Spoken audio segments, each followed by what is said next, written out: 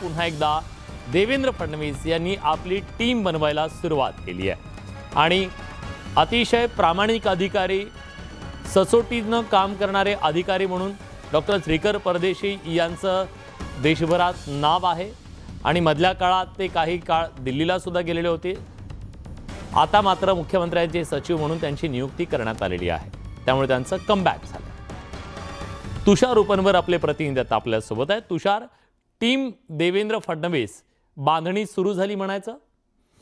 नक्कीच विलास, टीम देवेंद्र फडणवीस बांधणीला सुरुवात झालेली आहे आणि त्यामधली पहिली नियुक्ती अर्थात डॉक्टर श्रीकर परदेशी यांची झालेली आहे। डॉक्टर श्रीकर परदेशी यांच्या कामाचा आपण अनुभव जर पाहिला तर पंतप्रधान कार्यालयापासून त्यांनी विविध पातळ्यांवरती आपल्या कामाचा ठसा उमटवला होता।